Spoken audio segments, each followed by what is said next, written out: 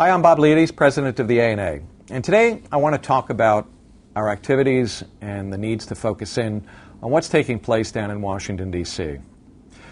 Earlier this week, the advertising community achieved a great victory in Washington by ensuring that the Federal Trade Commission Reauthorization Act was not part of the financial reform bill. The House version of the financial reform bill included some major provisions to upgrade the power and authority of the Federal Trade Commission, which has oversight responsibility for the advertising and marketing industries.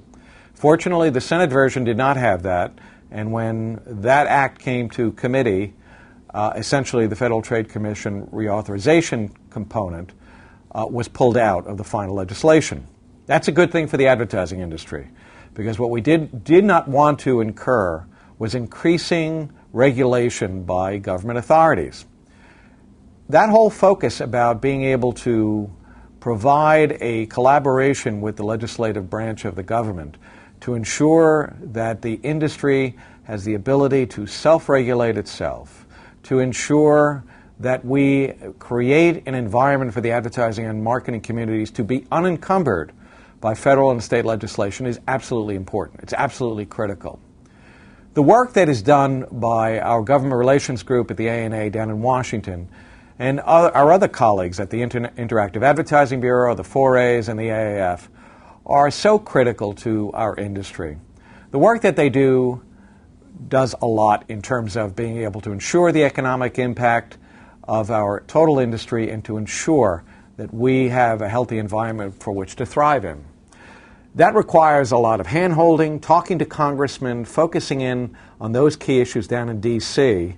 and at state legislators that are absolutely critical to our future. We do a lot of work that's behind the scenes that the average advertiser and marketer does not see. And the work that they provide and the accomplishments that they don't necessarily get a lot of publicity on are the kinds of things that keep us very healthy and thriving to innovate via digital and social media, to be able to increase the amount of ability to target our respective consumers and to ensure, as I said before, that the industry is unencumbered by government regulation.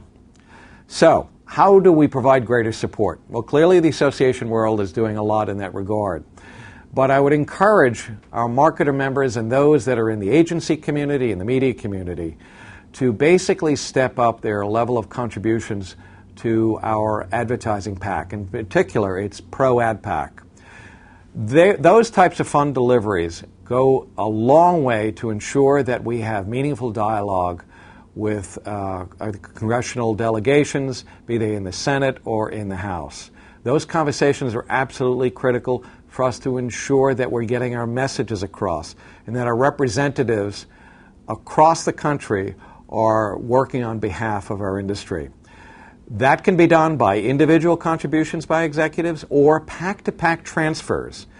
And that is not well known or understood. So I would encourage organizations to take a good hard look at the opportunity to be able to give on a PAC-to-PAC basis, because a very healthy PAC for the advertising and marketing communities is essential to have the kind of dialogue that we're having across the board and with our respective associations. So that's the kind of recap of where we are at this moment. There's a lot of work that needs to be done. We've got a lot of battles to fight in the future. So let's give our people down in Washington every advantage possible. Thank you very much.